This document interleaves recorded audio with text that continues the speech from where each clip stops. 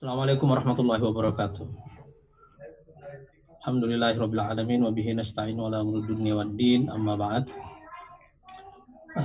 Pak Hamdi, Pak Riko dan juga Dr. Tirta yang saya hormati serta seluruh rekan-rekan yang mengikuti Gelora Talk hari ini dengan tema marah dan frustasi. Ini adalah satu tema yang kami kaji melalui sosial media, yaitu apa jenis emosi yang mendrive public mood saat ini. Dan ternyata temuan kita ini memang mengerikan. Takut, sedih, marah, dan frustasi. Kira-kira itu semua yang mendominasi emosi publik atau public mood saat ini. Sekarang kita sudah memasuki tahun kedua dari pandemi ini dan dari waktu ke waktu kita semakin menyadari beberapa fakta. Yang pertama, ternyata pengetahuan kita tentang masalah ini terlalu sedikit. Yang kedua, terlalu banyak kejutan yang terjadi setiap waktu. Dan yang ketiga, tidak ada yang bisa meramalkan berapa lama lagi kira-kira masalah ini akan berlangsung. Masih akan ada berapa gelombang lagi dari COVID ini. Ada varian apa lagi yang akan muncul sesudahnya. Kita juga bertemu dengan fakta-fakta melalui survei bahwa tingkat persepsi publik yang sangat buruk tentang kinerja pemerintah, kepuasan yang sangat rendah, dan anggapan bahwa pemerintah mungkin gagal dalam menangani masalah ini. Apalagi angka vaksinasi kita juga masih jauh dari yang seharusnya. Kemudian yang lebih buruk dari itu adalah bahwa pandemi ini masuk ke berkembang menjadi krisis ekonomi, dan setiap waktu kita juga mendengarkan berita-berita ekonomi yang semakin buruk dari waktu ke waktu. Semua situasi ini, pandemi dan krisis ekonomi, bertemu tetapi tanpa bayangan kapan ini semuanya akan berakhir. Dan di sini kita bertemu dengan satu kaidah. Yang rapuh pasti remuk. Individu yang rapuh remuk di tengah pandemi, di tengah krisis ini. Korporasi yang rapuh remuk di tengah krisis ekonomi ini. Dan pemerintah atau negara yang rapuh juga akan remuk di tengah krisis dan pandemi ini. Dan karena itulah adalah penting bagi kita untuk mencoba melihat dan mendalami situasi emosional publik. Karena dengan mengetahui itu, mudah-mudahan kita bisa mengetahui apa yang bisa kita lakukan secara lebih tepat untuk mencegah pandemi dan krisis ekonomi ini berkembang menjadi ledakan sosial, apalagi berkembang menjadi krisis politik di kemudian hari. Nah, satu hal yang kita sadari bersama bahwa karena kita tidak bisa meramalkan dan tidak bisa memprediksi kapan situasi ini akan berakhir, maka di sini berlaku kaidah yang biasanya berlaku dalam perang berlarut. Kalau ini krisis berlarut, yaitu yang menang bukanlah siapa yang membunuh lebih banyak, tapi yang menang adalah siapa yang bisa tetap bertahan hidup sampai akhir. Itu sebabnya persoalan ini harus kita persepsi sebagai persoalan apakah kita mampu survive sebagai individu, sebagai korporasi, sebagai masyarakat, juga sebagai negara. Dan ada penting bagi kita semuanya untuk mengetahui public mood yang mendrive perilaku kita secara keseluruhan.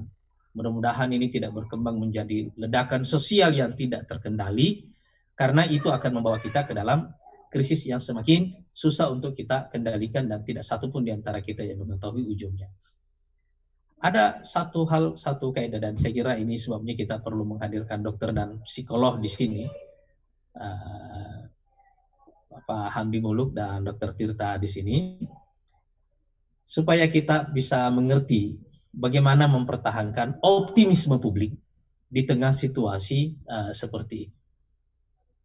Dan mudah-mudahan insya Allah diskusi ini akan membuka wawasan kita semuanya dan memberikan manfaat bukan hanya kepada kita semuanya sebagai individu, tapi juga terutama kepada pemerintah, supaya kita bisa mencegah public mood yang semakin negatif dan semakin buruk ini berkembang menjadi ledakan sosial, apalagi berkembang menjadi krisis politik. Saya kira itu, dan saya ingin mengucapkan terima kasih kepada seluruh narasumber yang telah bergabung di sini. Mudah-mudahan kita semuanya berkontribusi membangun optimisme publik secara lebih baik. Assalamualaikum warahmatullahi wabarakatuh.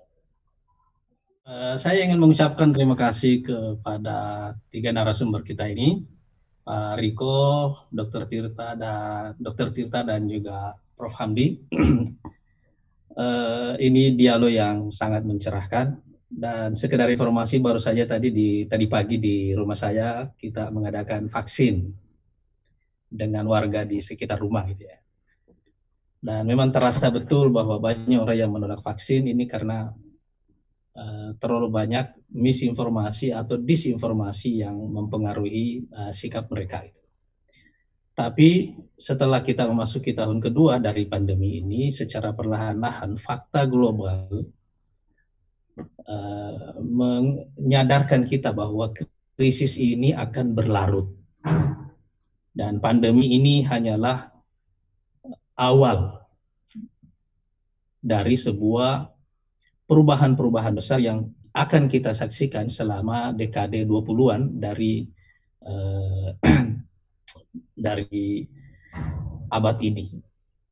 Nah, yang perlu kita ketahui adalah karena ini adalah krisis berlarut, bersifat multidimensi, akan berlangsung dalam waktu lama dan menyentuh hampir semua dimensi kehidupan kita, adalah bagaimana menerjemahkan kata kunci yang tadi disebutkan oleh Prof. Hamdi dan juga Dr. Tirta tentang daya tahan kolektif kita sebagai bangsa. Itu yang sebenarnya ingin kita bahas dengan tema bagaimana memahami emosi publik yang sekarang ini didominasi oleh kesedihan, ketakutan, marah, dan frustasi. Karena orang tidak mengerti ujung dari krisis yang sedang berlangsung ini. Karena itu dalam rangka membangun ketangguhan kolektif kita sebagai bangsa ini, kita perlu mengerti dengan baik bahwa sifat dari krisis ini adalah ujian terhadap ketangguhan itu, sehingga kaidah yang berlaku di sini adalah satu, yang remuk, yang rapuh pasti remuk. Jadi ini adalah ujian daya tahan kolektif kita sebagai bangsa. Nah, karena dia adalah ujian daya tahan kolektif kita sebagai bangsa, penting sekali bagi pemerintah untuk tidak melihat persoalan ini bukan sekedar persoalan regulasi, soal birokrasi, atau sekedar masalah kesehatan, tetapi ini masalah yang jauh lebih kompleks dari itu. Dan karena itu misalnya salah satu di dialog kita yang lalu, saya kira Prof. Hamdi juga ikut, kita mengusulkan perlunya ada yang disebut dengan otoritas sains. Karena sebenarnya inilah referensi saintifik yang diperlukan oleh publik. Seperti misalnya orang memerlukan referensi keagamaan melalui lembaga yang otoritatif seperti MUI ketika terjadi perbedaan-perbedaan pandangan. Nah, otoritas sains dan juga otoritas keagamaan seperti ini mempunyai fungsi yang sangat penting dalam menyebarkan informasi yang benar dan menjaga optimisme publik. Jangan sampai juga agama menjadi sumber fatalisme dan bukan menjadi sumber optimisme sebagaimana ia seharusnya begitu. Nah, jadi peran para saintis dan para ulama di sini menjadi sangat penting, dan saya kira sebenarnya pemerintah juga harus mengelola mereka ini supaya mereka memberikan peran yang jauh lebih besar lagi, mengambil peran dan kontribusi yang lebih besar lagi, karena menurut saya jika emosi atau public mood ini tidak kita kelola dengan baik, yang akan kita temui nanti itu adalah bahwa krisis ini berkembang menjadi ledakan sosial dan berkembang menjadi ledakan krisis politik, apalagi ada faktor lain yang sudah memicunya, yaitu polarisasi politik yang sudah ada sebelumnya.